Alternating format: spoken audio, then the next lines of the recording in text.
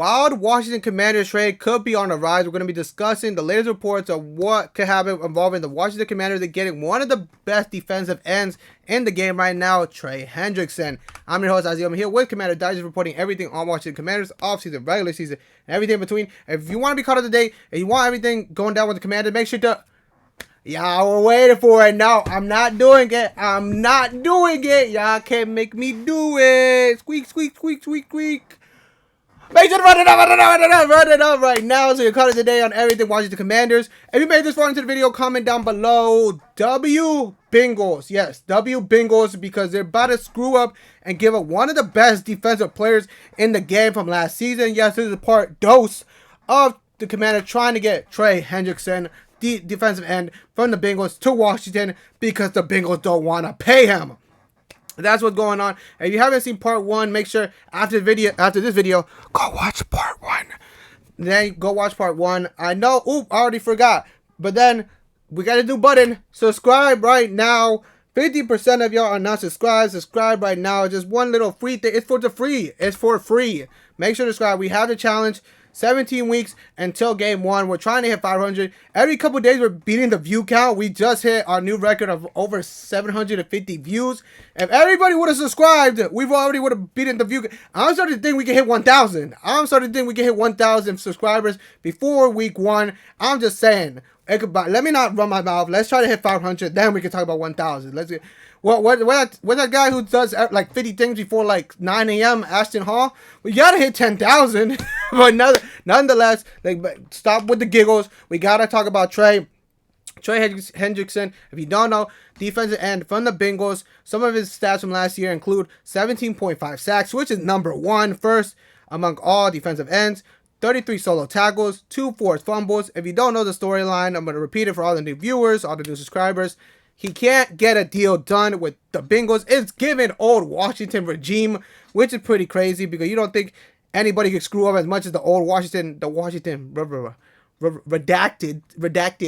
Washington. No one can screw it up as much as they did. But still, if you don't know, Bengals executive vice president, Katie Blackburn, came out and basically saying he should be grateful for the money he's already got and grateful about the money he's already been offered. And then Trey comes out saying, oh, I don't know why she would say that. It was very disrespectful. They're talking through interviews. They are legit talking through interviews because Trey revealed this week that they cut off ties. They're not talking to each other. They're not picking up each other's phone. They're being left undelivered. Yes, a deal doesn't look like it's getting done anytime soon based off the recording. And he's already stated he won't play next season unless a new deal gets inked, which is pretty wild. One of the best defensive ends of the season, and he's not going to play, which is pretty crazy. Though that's where the Commanders come in and can slide under the radar. Well, not even slide under the radar because AP, he hears someone, there's a chance of getting one of the best players in the league, and he just goes. You've seen it. Offensive line, you see it through wide receivers, you see it through cornerbacks last season. If there's a chance of high caliber players on the board, on the trading block, AP is going to hear about it. He's going to find a way to get it done. He has done it through the last couple of times. If we haven't seen it with Marshawn Lattimore, with Larry Tunsil, with Deebo Samuels. How does it relate to the Commanders? Dante Fowler Jr., the sack leader for the Commanders last season, he leaves. They don't get a deal done. He signs with the Cowboys. Of all the teams with the Cowboys. So you need an elite pass rusher.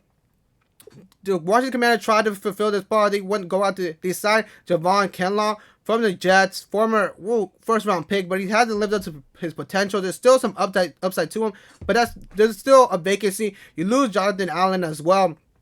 There's still a vacancy within that defensive side of the ball. And we're talking about it. It's been consistent throughout the whole offseason that the Commanders have not emphasized the defense as much as they should have. We don't know how it's going to turn out until the end of the season, so we just got to wait and see.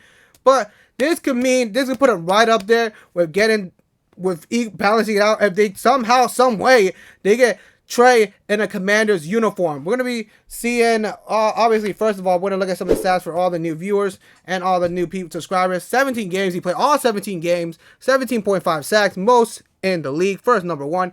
2 forced fumbles. 19 tackles for loss. 33 solo tackles. Combined 46 tackles. Quarterback hits 36. And average hit 15. He's 30 years old.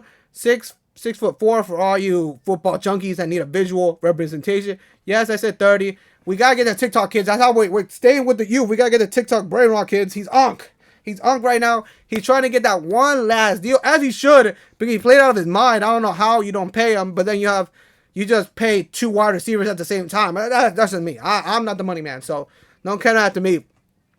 He's gonna try to ink, obviously, as he should, to get the best deal as of right now, because he played out of his mind last season. He deserves it, and the Bengals do not want to give it to him. So we're also gonna look at what different analysts and different media companies are saying about the situation involving this.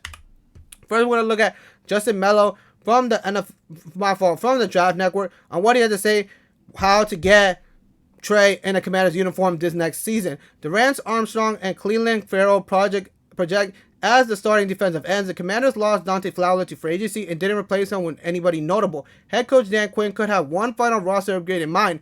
Hendrickson will completely transform Quinn's defensive line. The Commanders are scheduled to have the 6th most cap space next offseason, so they can afford to extend Hendrickson. There's the money. The money is there. The money is not an option for the Commanders. They were 3rd, I believe, most cap space entering the offseason, and they're going to be 6th next season. They have enough monies.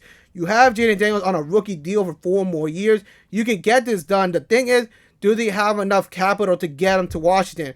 With Adam Peters fleshing out all spare assets to get, as I said, Marshall Lattimore, Deebo Samuels, Larry Tunsil. There could be, they don't have their 2nd round pick next season. The 1st round pick is out the question. So it had to be a combination of picks. As we said in the previous video regarding Trey, it could revolve around Armstrong getting packaged over there, heading him to the Bengals, because he wants out of the Bengals. Trey wants out of the Bengals. We're also going to be looking at what Douglas Fritz from Clutch Points had to say about getting Trey to Washington. We're getting ready to see if the Commanders believe they can win the Super Bowl in 2025. They need to shore up one area of their defense, and Trey Hendrickson will do it in a heartbeat. Given the fact Hendrickson said he won't play on his career deal, the opportunity awaits for the Commanders. And the Commanders, palm right there. As I said, if they didn't go get all these players beforehand, it would have been a no-brainer. AP would have got this deal done then and there, but it's sort of tight space right there. It's a tight avenue to try to go through to try to get Trey. A lot of things have to go right to get Trey to Washington, but Commanders are still up within the highest teams going after Trey because it makes the most sense. You need a pass rusher after you lose some of your best defensive players in the offseason. But what do you guys think? Do you think that the Commanders could get this job done and get Trey to Washington? Or is it just a big waste of time and this is all just speculation and will go nowhere? And he's still going to be in a Bengals uniform in week 1, even if it's just in practice uniform, he's in street clothes, or will he actually play week 1 for the Bengals? We won't know. But as I said, if it does drop, if something does big happen, if Trey gets put in Washington, we'll be on the channel. I know I will be covering, so there's going to be a video about it. But as I said, if it happens, it happens. This is not a Commander Digest video unless there's some quotes that are in there. Strike when the iron is hot. You stack up the offense as much as possible. You need the defense to catch up, and that's where Trey can come in. He can make an instant impact on this team. All the other teams in the division are stacking up. You have Cowboys, as I said, they went to go get Dante Fowler Jr. They have Micah Parsons. Giants just 3rd overall pick Abdul Carter. You have the Eagles being the Eagles, Super Bowl champions. You got to find someone who can attack that offensive line and get to the quarterback in the Eagles, Jalen Hurts or Saquon Barkley. You need that elite pass rusher because everybody else is getting better. You can say whatever you want about Russell Wilson. Russell Wilson is still Russell Wilson. He's still getting a job in 2025. So you guys let me know, is it worth giving up the future to try to win now? Is this the Commanders' best shot at winning a Super Bowl? You guys let me know in the comments down below. But I'm Azael Mejia, and this is Commander Digest, and I'll see you in the next video.